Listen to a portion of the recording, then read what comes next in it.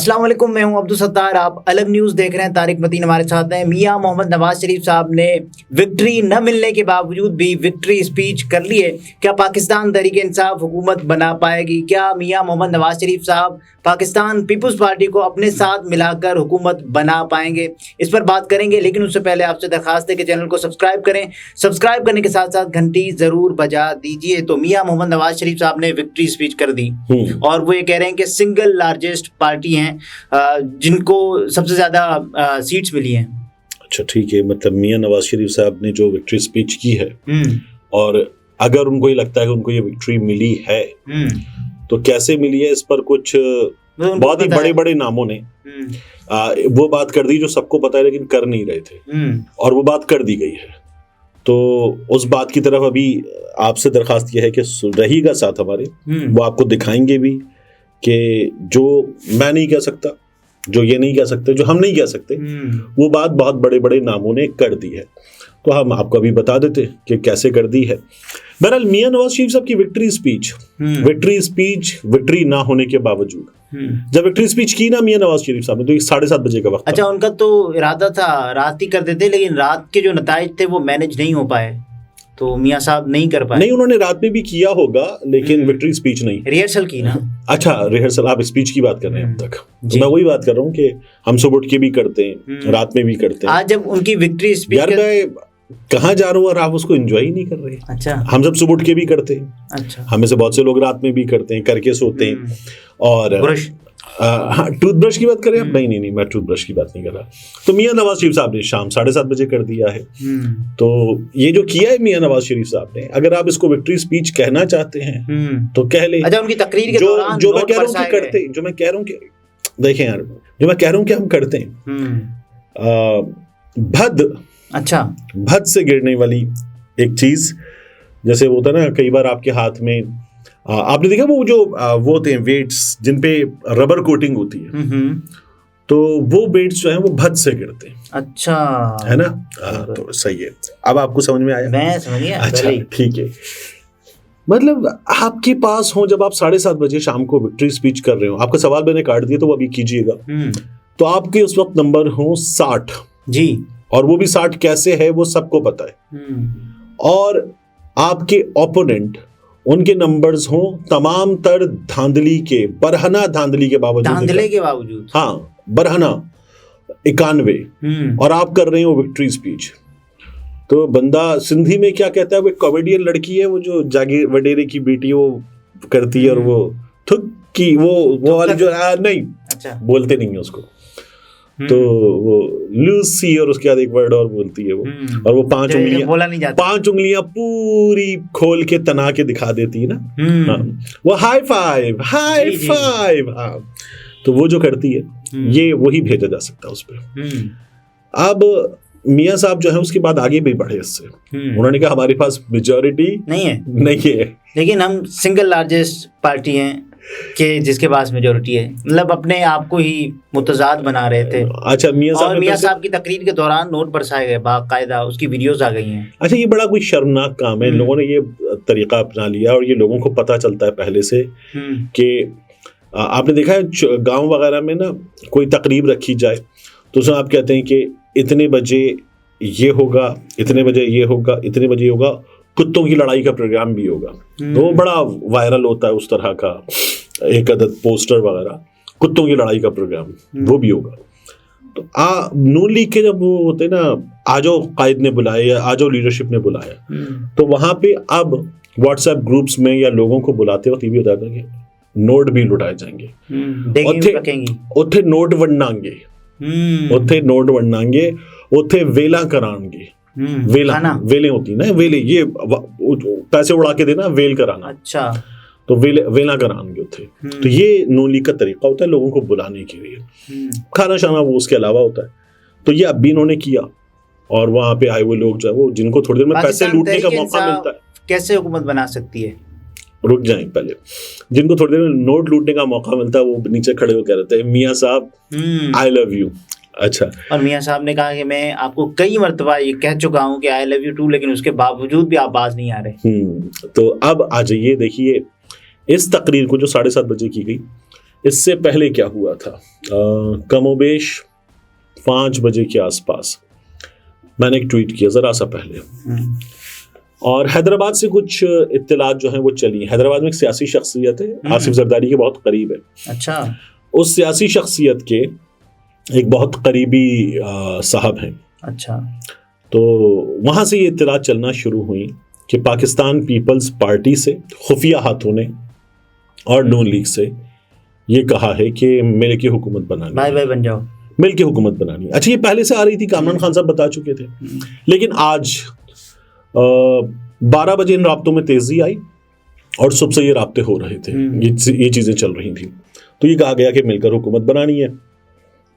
जरदारी साहब जो हैं वो इस प्लान में पहले ही मियां नवाज शरीफ पाई कांटा लगा चुके हैं, बिलावल खास तौर पर, बिलावल भी लगा चुके। तो अब इसमें प्रोबेबल यह है कि मियां नवाज शरीफ साहब के लिए दोबारा मनाने की कोशिश की जाएगी। अच्छा, इस मनाने के अमल के दौरान मियां नवाज शरीफ साहब को क्या वज़ारत उज़्मा खोनी पड़ सकती है? बिल्कुल खोनी पड़ सकती है। मियां नवाज शरीफ साहब मुझे वज़ीर आज़म बनते हुए नजर नहीं आ रहे। इसका मतलब फिर बिलावल भुट्टो साहब नहीं। अब इसमें जिन्होंने ये राब्ते करवाए हैं उन्होंने क्या किया है, उन्होंने ये कहा है कि आप लोग कोशिशों से अपना वजन बढ़ा लें, जिसका वजन ज्यादा उसकी मान लेंगे। तो ये जो अभी आजादों को जी उठाने का, घुमाने का, फिराने का, बहलाने का, फुसलाने का, पुचकारने का सिलसिला है, ये बढ़ेगा। तो ये तो अक्सर तादाद तो उन आजादों की है जो कि इसके बावजूद भी आजाद ही रहे। जबान की बढ़क, कदमों की धमक, पैसे की चमक, सिक्कों की खनक, चूड़ियों की छनक, वीडियो की धमकी, सब कुछ चलेगा। केसेस की धमकी, सब कुछ चलेगा और लोगों को यहां से वहां करने की कोशिश की जाएगी। ठीक है।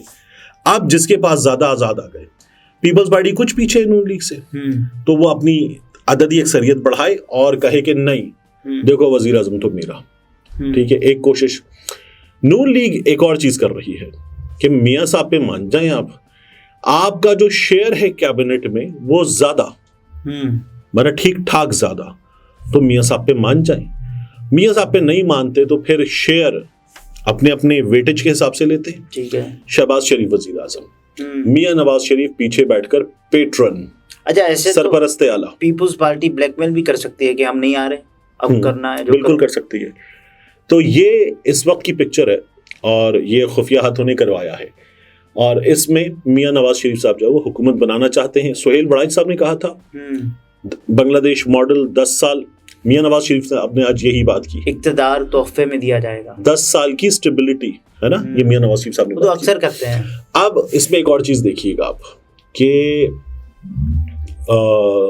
मैंने पहले भी कहा था इस 10 साल के प्लान में अवाम माइनस है, सियासी इस्तेहकाम माइनस है। ये जो कानूनी लड़ाई है अभी जीतने वालों की, जिनको जबरदस्ती हरवाया गया है, वो कानूनी लड़ाई माइनस है। ये लड़ाई भी चलेगी। फॉर्म 45 माइनस है, फॉर्म 45 माइनस है। अच्छा, क्या होगा इसके नतीजे में? हम लोग अंदर भी बात कर रहे थे, ये बेचारे जाकर चैलेंज करेंगे अदालतों में, तब तक कुछ दिनों में हुकूमत बन रही होगी। ठीक है, और उसके बाद अदालत क्या कहेगी?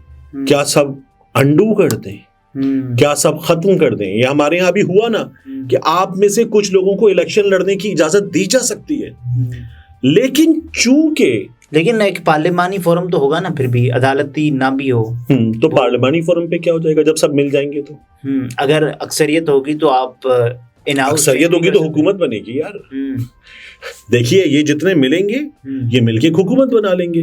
तो जो सिंपल मेजॉरिटी नंबर है वो नंबर अगर इनके पास मिल मिला के आ जाएगा और बंदे घसीट के आ जाएगा तो फिर दूसरों के पास उससे कुछ कम नंबर होगा। हुकूमत कितनी देर टिक पाएगी फिर? देखिए ऐसी हुकूमत चाहिए असल में, जिन्हें सब कुछ खुद चलाना है उन्हें ऐसी हुकूमत चाहिए, तो ऐसी हुकूमत टिकेगी। इसलिए लेकिन फिर नवाज शरीफ साहब ऐसे मान जाएंगे? मैं वही तो आपसे अर्ज कर रहा था कि मियां साहब के बारे में ये कहा जाता है नहीं जी मियां साहब ऐसी हुकूमत तो नहीं लेंगे, वो तो खुद को असर्ट करने वाले आदमी है कद्दू।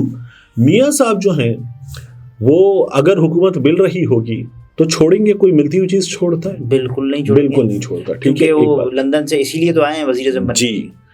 तो ये ऐसे मियां साहब के मामले पर मुख्तलिफ जगहों पर क्रॉस है, ये उसको भी अंडू करने की कोशिश कर रहे हैं। एक प्लान और है। पाकिस्तान तहरीक इंसाफ वाले ये फॉर्म 45 की लड़ाई फर्ज कीजिए जीत लेते हैं और धरने चढ़ने देते हैं और अपना हक बड़ी हद तक भी ले लेते हैं, मुकम्मल तो नहीं मिलता इस मुल्क में, बड़ी हद तक भी ले लेते हैं, तो फिर पाकिस्तान तहरीक इंसाफ एक हालिया दिनों में होने वाली बड़ी मुलाकात के नतीजे में जो कुछ होने जा रहा है उससे पाकिस्तान तहरीक इंसाफ जो है उस जमात को जिससे मिलेगी, अभी नाम नहीं लेते, जिससे मिलेगी उस जमात तो आ चुका है, सबको अंदाजा है किससे मिलेगी, उस जमात को उसकी प्रायोरिटी लिस्ट जो है मखसूस नशिस्तों की वो कहेगी ये आपका हुआ, ये हमारा हुआ, मिल जाते हैं, आइए चलते हैं साथ। ये पाकिस्तान तहरीक इंसाफ करेगी तो क्या होगा, ठीक है। दिस इलेक्शन, लेकिन इस अमल में जो रुकावटें आएंगी वो भी तो हम दरकिनार कर रहे हैं ना। हाँ बिल्कुल कर रहे हैं, ठीक है ना। तो देखिए ये इलेक्शन ऐसा और इस तरह का इलेक्शन चल सकता है या नहीं चल सकता, एक बात तो याद रखिए कि लोगों ने उन लोगों को जो अपना फैसला करने की सोच रहे थे बहुत बड़ा सरप्राइज दे दिया, तो ये धुतकार दिया है मियां साहब। अब जाहिर है हुकूमत बनाने की कोशिश तो कर रहे हैं और हो सकता है पीपल्स पार्टी ब्लैकमेल करे। और अच्छा अब इसको रैप करते हैं, चीजें हमारे सामने जाहिर आएंगी ही, लेकिन 2 ट्वीट्स दिखाते हैं अपने नाज़रीन को। एक ट्वीट है माइकल कुगलमैन का जी, उन्होंने ये कहा है कि ये जो कुछ हुआ है इसमें मिलिट्री की सपोर्ट शामिल है नवाज शरीफ के लिए, इसलिए हुआ है। और दूसरा जो ट्वीट है, जो अब हमारे नाज़रीन दूसरा ट्वीट देख रहे हैं, ये ट्वीट है मारवी सरमत साहिबा का।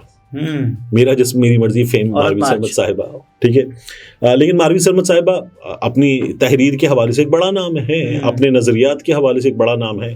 वो जो कंट्रोवर्शियल चीज हुई थी वो हुई थी, हमने रेफरेंस देने के लिए बात कर ली, अच्छा रेफरेंस नहीं है।